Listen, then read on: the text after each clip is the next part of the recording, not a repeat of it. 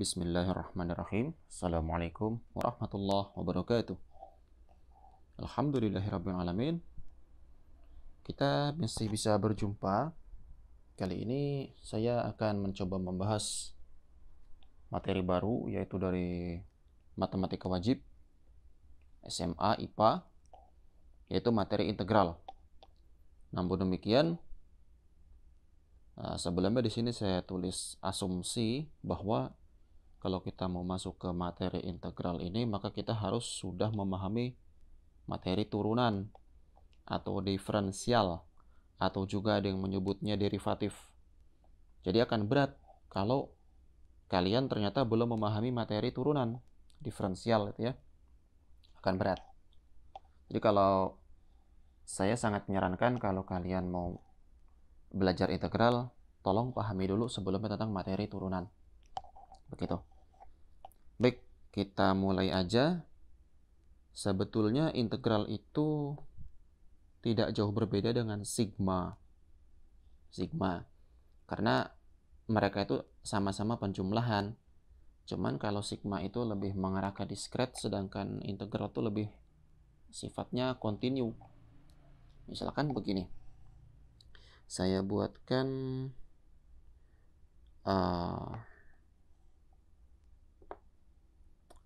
kurva sederhana, tapi awalnya kurva ini tidak dalam bentuk kurva, cuma dalam bentuk histogram. Misal begini. Histogram itu mirip dengan diagram batang ya.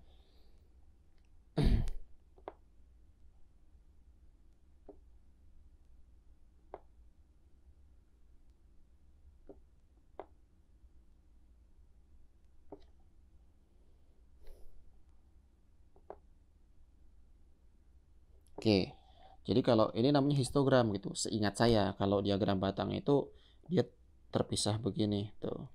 Nah ini namanya diagram batang. Tapi kalau yang sebelah kiri gitu, seingat saya namanya histogram.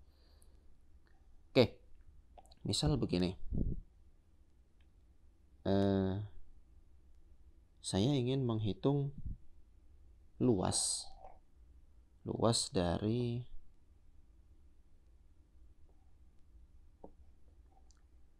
di bawah kurva, misal begini.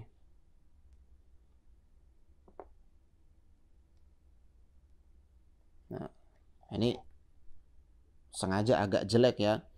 Jadi kita akan melihat nanti perbedaan sebenarnya apa sih yang membedakan antara sigma dan integral. Nah, misalkan saya mau menghitung luas di bawah kurva, tapi dia menempel dengan batang-batang persegi panjang ini. Maka nanti kan di sini kan saya kan akan menghitung berarti seperti ini. Nah, begini. Luas yang diarsir ya. Misal. Nah, tentunya kan berarti sekarang di sini ada daerah kosong. Ini kosong. Tuh kosong. Tidak terkena arsiran. Tuh. Nah, bagaimana agar daerah ini yang kosong ini kita minimalisir gitu. Jadi dia nggak banyak yang kosong, karena kan kalau banyak yang kosong kan nanti perhitungannya jadi error. Kenapa error? Ya nggak tepat. Kalau di komputasi ini sangat tidak bagus, errornya sangat besar gitu. Maka nanti di sini kita berarti akan membuat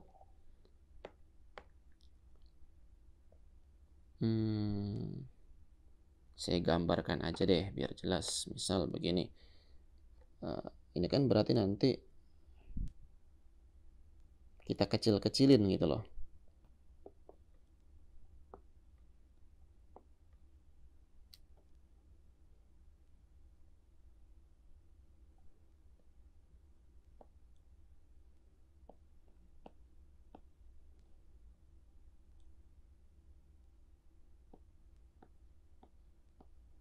Nah, misalkan begini. Wah, ini kan berarti kan dia semakin pipih semakin kecil perseginya, persegi panjang, berarti kan jumlah persegi panjangnya itu semakin banyak. Kalau yang di gambar kiri tadi ini cuma ada 4, yang di gambar kanan kan jauh lebih banyak. Tapi kan nanti ketika dia dibikin kurva, dibikin kurva begini. Nah, ini kan errornya kan lebih sedikit ini. Mungkin yang kosong-kosongnya ini lebih sedikit gitu. Kira-kira seperti itu ya. Nah, cuman kalau dia dikomputasi dia akan memakan memori lebih banyak. Tapi apa keuntungannya? Keuntungannya adalah perhitungannya dia errornya semakin kecil. Jadi perhitungan luas di bawah kurva ini akan semakin tepat mendekati kebenaran. Nah, ini adalah penggunaan sigma. Bagaimana bila kita menggunakan integral? Nah, menggunakan integral itu sama aja sigma yang tadi yang seperti ini itu kita kecilin terus semakin kecil. Maka kalau nanti dia sudah semakin kecil, otomatis kan error yang dihasilkan kan semakin kecil juga. Tuh, makanya perhitungan dengan menggunakan integral itu jauh lebih tepat dibandingkan perhitungan menggunakan sigma. Tapi kalau untuk komputasi itu akan luar biasa berat. Makan RAM-nya sangat besar, kira-kira seperti itu.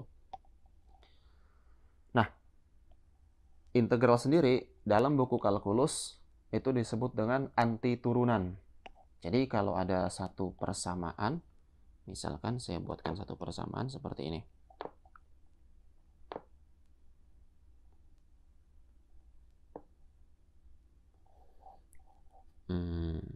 Ingat ya, asumsi saya kalian sudah memahami tentang turunan. Y adalah satu persamaan 3x kuadrat. Nah, gini aja deh. Terus saya mau menurunkan Y ini, saya turunkan nih. Ada yang menuliskan dengan Y aksen, ada juga yang menuliskan dengan DY dx gitu. Jadi variabel nya nanti diturunkan terhadap x gitu ya. Persamaan turunkan terhadap x. Jadi nanti kan ini menjadi 6x ya, diperoleh dari 2 dikali 3x pangkatnya dikurangi 1 gitu. Jadi 2 dikali 3-nya adalah 6, pangkatnya dikurang 1, jadi pangkat tinggal 1, 6x. Nah, kalau si 6x ini mau kita integralkan anti turunan, maka nanti dia jawabannya harus ini, 3x kuadrat. Nah, bagaimana cara mengintegralkannya? Baik, itu yang akan kita bahas kali ini. Nah, kira-kira begini. Langsung aja ya, biar videonya nggak terlalu panjang. Integral perlambangannya seperti ini. Dari suatu fungsi, yaitu tadi adalah y aksen, kan, terhadap x. Maka nanti kita akan mengintegralkan 6x terhadap x. Oke, bagaimana caranya? Nah, untuk mengintegralkan ini, misalkan ada satu persamaan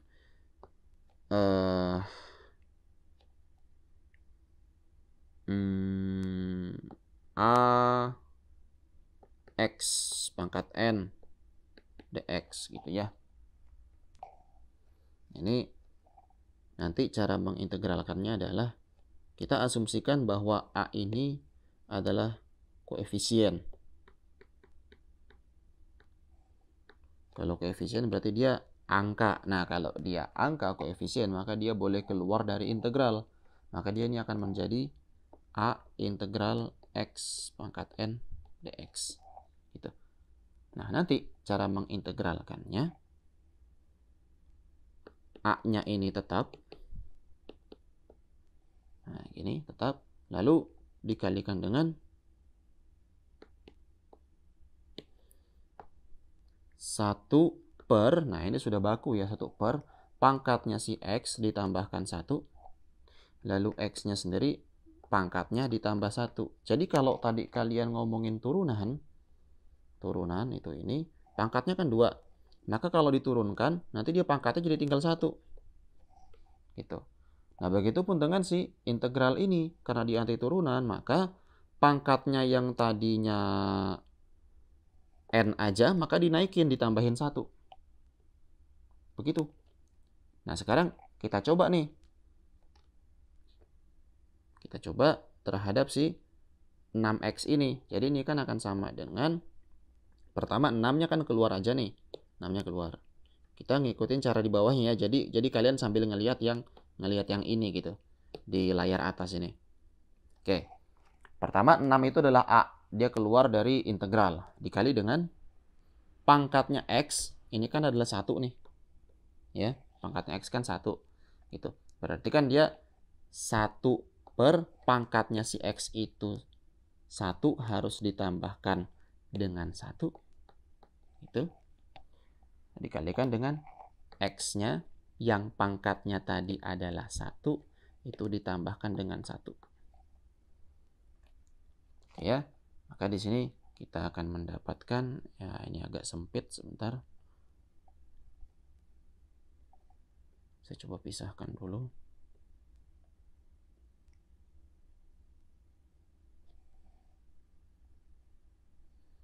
Maka ini akan menjadi, ya sama dengan di sini aja nggak apa-apa ya. 6 per 1 tambah 1 kan 2 tuh. Nah, terus ini kan berarti X-nya pangkat 2. Itu. Nah, nanti dia nih ditambahkan dengan C. C itu apa, Pak? C itu adalah suatu konstanta tertentu. Tapi ini saya hapus aja deh. Nah, saya tambahkan C-nya mulai dari sini. Ditambah dengan satu konstanta tertentu. Penjelasannya nggak sekarang ya. Oke, kita coba ini lanjutkan di bagian bawah sini. Misalkan ini hasilnya adalah, taruh di sini, sama dengan 6 per 1 tambah 1, 2, X 1 tambah 1, 2 ditambah C. Oke, berarti kan ini hasilnya adalah 6 dibagi 2, 3, X kuadrat ditambah C. Nah, sekarang kita perhatiin nih. Berarti kan sama tuh. Gitu ya. Jadi pembuktiannya gitu, ketika dia diturunkan menjadi 6x, kalau diintegralkan atau dinaikkan kembali, maka dia harus terbentuk menjadi semula.